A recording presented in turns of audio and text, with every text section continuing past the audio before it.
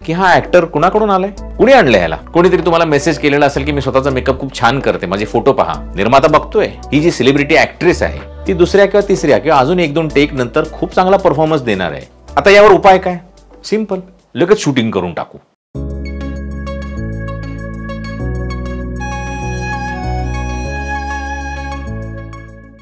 नमस्कार मित्रांनो, हे बघा,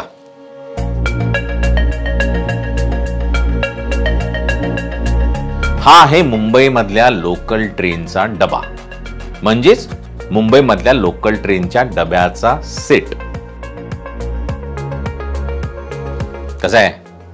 मस्त आहे की नाही? हा, भाडं पण मस्त आहे. 2.5 लाख रुपये पर डे. 2.5 लाख रुपये एका दिवसाचे. एका दिवसाचे म्हणजे 24 तासाचे नाही. 24 तास शूटिंग नाही चालत. शूटिंग 12 तास चालतं. त्यातही 1 तास ब्रेक असतो, जेवण असतं, याच्यासाठी जातो. सो 11 तास. थोडक्यात 2.5 लाख रुपये 11 तासांचे. त्याशिवाय हा कॅमेरा बघा, दिसतोय की नाही? याचंही एक 25-30 हजार रुपये असेल भाडं दिवसाचं. हा कॅमेरामन बघा, त्याचेही दिवसाचे म्हणजेच 11 तासाचे 12 तासाचे काही चार्जेस असतील, 20,000 25,000 पर डे.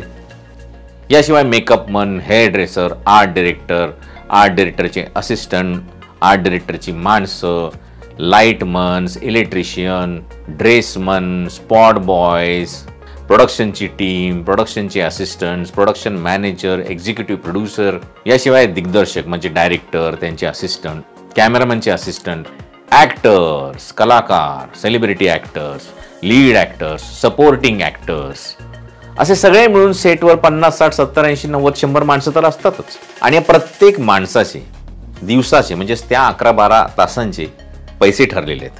बरं, माणसांचे पैसे ठरलेत तसं मी जसं सांगितलं की कॅमेऱ्याचे पैसे आहेत, लाईटचे पैसे आहेत दिवसाचे, इक्विपमेंट्स ज्याला आपण म्हणतो, माईक्स आहेत, साऊंड रेकॉर्डिंग मशीन्स आहेत, त्यांचंही दिवसाचं भाडं आहे. सो या अशा सेटवर एका दिवसाचा शूटिंगचा खर्च आपण असं धरून चालूया 12 लाख रुपये. 12 लाख रुपये 11 तासांचे. तर 12 लाख रुपये भागिले 11 तास, 1 लाख रुपये 9,000.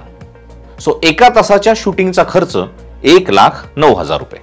आता आपण एका मिनिटाचा काढूया, म्हणजे 1,09,000 भागिले 60, 1816, म्हणजे एका मिनिटाचा शूटिंगचा खर्च 1,816. एका मिनिटाचा खर्च 1,800 रुपये. आता तुम्ही म्हणाल की हे सगळं मी तुम्हाला का सांगतोय? तर मित्रांनो, आपल्यापैकी अनेक जण असे असतात, अनेक शहरांमध्ये असतात, अनेक जिल्ह्यांमध्ये असतात, अनेक तालुक्यामध्ये असतात, अगदी गावागावामध्ये असतात, की जे खूप छान कलाकार असतात. त्यांचंही हेच म्हणणं असतं की आमची पर्सनॅलिटी जर एवढी चांगली आहे, आम्ही दिसायला छान आहोत, आमचे सोशल मीडियावरचे व्हिडिओज लोकांना आवडत आहेत, लाईक मिळत आहेत, कमेंट्स मिळत आहेत, आमचे अनेक फॉलोअर्स आहेत, तर मग आम्हाला फिल्म्समध्ये, वेबसिरीजमध्ये कलाकार म्हणून घ्यायला काय हरकत आहे? त्यांचं म्हणणं अजिबात चुकीचं नाही आहे. जर त्यांच्यात टॅलेंट आहे तर ते टॅलेंट जगाच्या समोर यायलाच पाहिजे. आणि मग असे कलाकार एखाद्या डायरेक्टरच्या, एखाद्या रायटरच्या, एखाद्या प्रोड्युसरच्या किंवा एखाद्या मोठ्या ॲक्टरच्या कॉन्टॅक्टमध्ये जेव्हा येतात, आजकाल सोशल मीडियामुळे आपण सहज एकमेकांच्या कॉन्टॅक्टमध्ये येतो, तेव्हा ते त्यांना सांगतात की तुम्ही आम्हाला कलाकार म्हणून घ्या, तुम्ही आम्हाला TV सिरियलमध्ये घ्या, तुम्ही आम्हाला फिल्म्समध्ये घ्या. त्या दिग्दर्शकांच्या मागे लागतात, त्या दिग्दर्शकांना सतत मेसेज करतात की आमचा विचार केला की नाही केला तुम्ही? आमचा विचार करा, मला बोलवा ना, मला का नाही बोलवत आहे तुम्ही? मी खूप मेहनत करेन, मी खूप चांगला कलाकार आहे, मी खूप चांगला ॲक्टर आहे, प्लीज मला बोलवा. असे अनेक मेसेज ते करत राहतात. पण ते दिग्दर्शक अशा कलाकारांना शूटिंगला बोलवत नाहीत आणि ते कधी बोलवणार पण नाही. आता यात प्रॉब्लेम काय?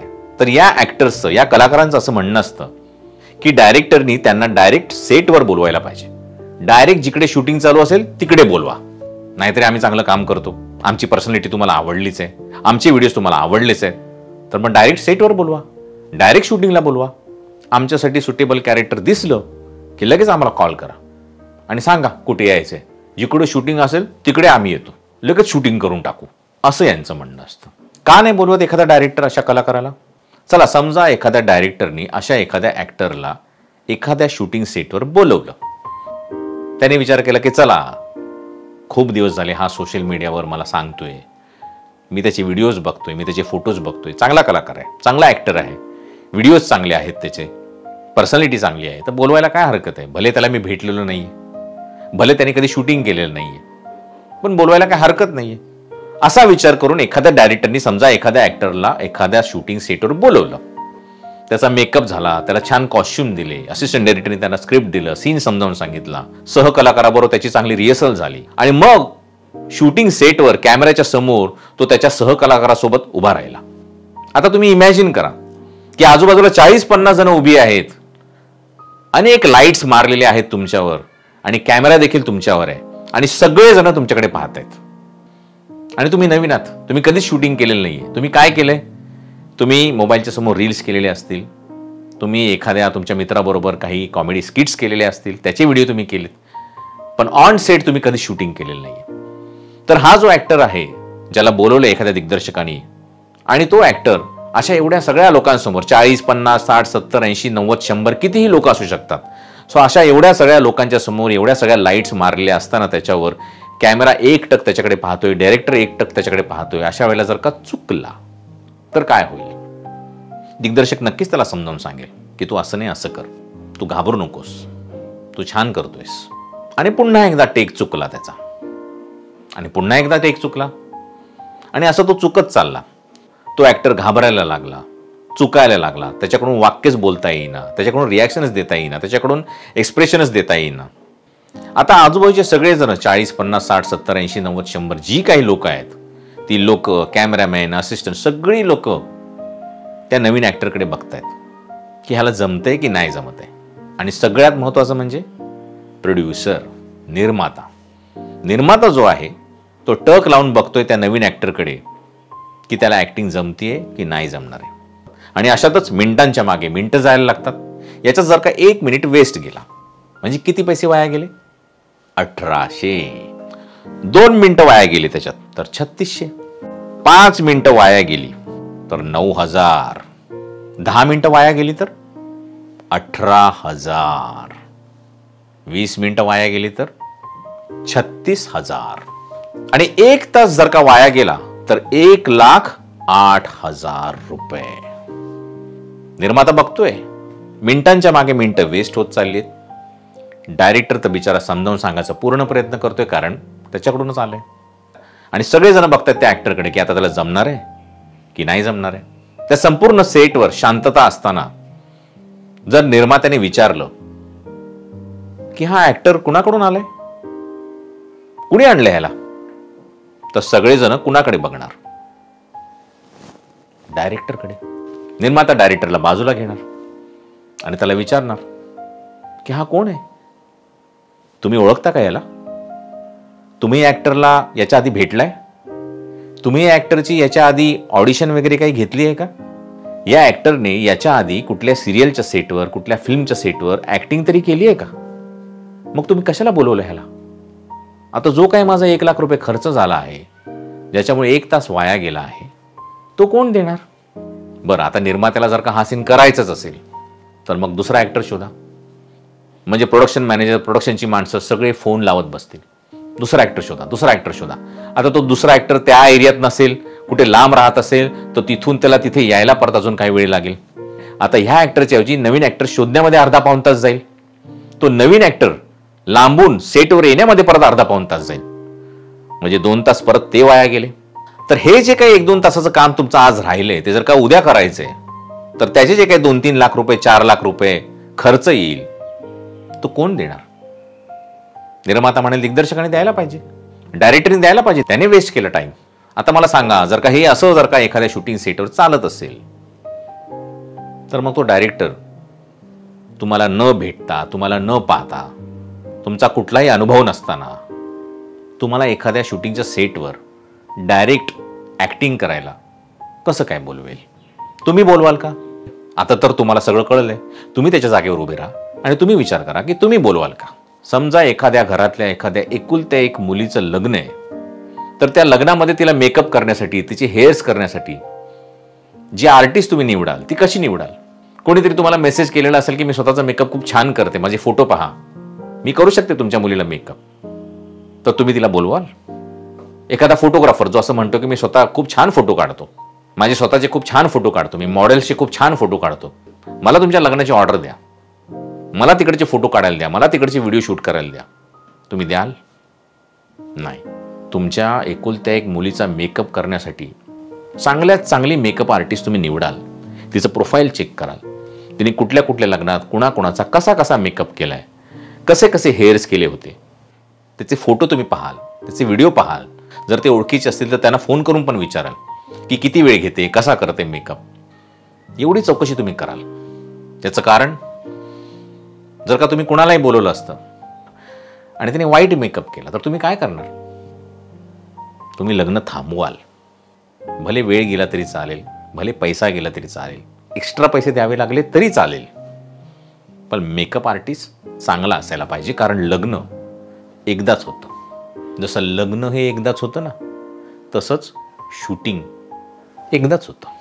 जशी एखाद्या लग्नाच्या बाबतीत अनेक दिवस आधी पूर्ण तयारी केली जाते, कारण लग्नामध्ये टाइम वेस्ट नाही व्हायला पाहिजे, तशीच एखाद्या शूटिंगच्या बाबतीत अनेक दिवस आधी पूर्ण तयारी करावी लागते.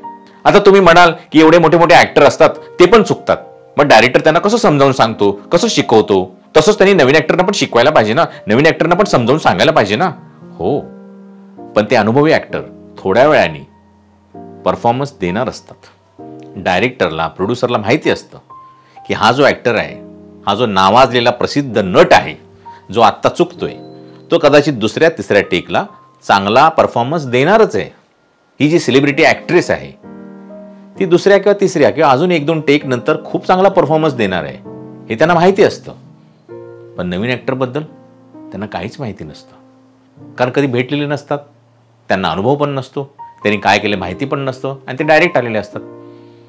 त्यामुळे डायरेक्टरनी कितीही समजावलं, कितीही शिकवलं तरी तो करेल की नाही करेल, आणि कधी करेल, आणि किती वेळाने करेल, आणि किती मिनिटांनी करेल, याची गॅरंटी कोणीच देऊ शकत नाही. तर मित्रांनो, तुमच्यापैकी अनेकांना असं वाटत असेल की आपण खूप चांगली ॲक्टिंग करतो, आपण खूप चांगले कलाकार आहोत. तुम्ही असालच, असणारच तुम्ही, पण याचा अर्थ असा नाही आहे की एखादा डायरेक्टर तुम्हाला डायरेक्ट शूटिंगच्या सेटवर एखादी भूमिका करण्यासाठी डायरेक्ट बोलवेल.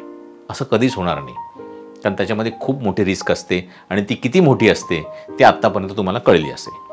आता यावर उपाय काय? सिंपल. जी गोष्ट आपल्याला येत नाही ती आपण शिकतो. कॅमेरा ॲक्टिंग हे एक स्किल आहे. सेटवर ॲक्टिंग कशी करायची कॅमेऱ्याच्या समोर हे एक स्किल आहे. ते स्किल त्या कलाकारांनी शिकलं पाहिजे. घरामध्ये एखाद्या मोबाईलसमोर रील करणं, बाहेर डोंगरावर एखाद्या कॅमेरासमोर रील करणं, एखाद्या मॉलमध्ये डान्सचा रील करणं, ही वेगळी गोष्ट आहे. पण एखाद्या सेटवर 100 माणसांच्या मध्ये वेगवेगळ्या ठिकाणाहून लाईट्स दिलेले असताना, माईक लावलेला असताना, एखाद्या मोठ्या सेलिब्रिटी आर्टिस्टच्या समोर उभं राहिलेलं असताना ॲक्टिंग करणं कॅमेऱ्याच्या समोर, ही फार वेगळी गोष्ट आहे. तिथलं प्रेशर वेगळं असतं, तिथलं वातावरण वेगळं असतं. सो यावर उपाय हाच आहे की तुम्ही कॅमेरा ॲक्टिंगचं स्किल शिका आणि वेगवेगळ्या शूटिंग सेटवर जा. वेगवेगळ्या शूटिंग सेटवर लोकांना भेटा, तिथे शूटिंग कसं चालतं ते बघा, छोटं छोटं काम करा. त्यातूनच तुमचा कॉन्फिडन्स वाढत जाईल. आणि मग एक दिवस असा येईल की वेगवेगळ्या शूटिंग सेटवर शूटिंग केल्यामुळे ॲज अन ॲक्टर म्हणून तुमच्यामध्ये तो कॉन्फिडन्स आलेला असेल की उद्या कुठल्याही शूटिंग सेटवर तुम्हाला जेव्हा बोलवण्यात येईल ॲक्टिंग करण्यासाठी, तेव्हा तुम्ही निर्धास्तपणे ॲक्टिंग कराल. म्हणजे ॲक्टर तुम्ही चांगले आहातच, तुम्हाला फक्त स्किल आणि कॉन्फिडन्स हवा आहे, तो तसा मिळेल. तर तुमच्या ओळखीत पण असे अनेक ॲक्टर्स असतील, अनेक कलाकार असतील ज्यांची अशी इच्छा असेल की मला का नाही बोलवत, मला बोलवायला पाहिजे, मी नक्की करेन. त्या सगळ्यांना हा व्हिडिओ पाठवा, त्यांना याच्यातलं गांभीर्य समजू द्या. याशिवाय मित्रांनो, जर का तुमच्यापैकी कुणालाही ऑनलाईन कॅमेरा ॲक्टिंग शिकायची असेल तर खाली जो ईमेल ॲड्रेस मी दिलेला आहे त्या ईमेल ॲड्रेसवर तुमचं नाव आणि कॉन्टॅक्ट नंबर तुम्ही पाठवा. आमचा माणूस तुम्हाला फोन करेल आणि मग त्या लोकांना मी ऑनलाईन शिकवेन. थँक्यू व्हेरी मच हा व्हिडिओ पाहिल्याबद्दल. तुमच्यापैकी कुणालाही अजून काही या बाबतीत विचारायचं असेल तर मला कमेंटमध्ये विचारू शकता. पुढचा विषय जो आपला असणार आहे तो निर्मात्यांसाठी असणार आहे, तो म्हणजे TV सिरियलचा अप्रूव्हल. Thank you very much.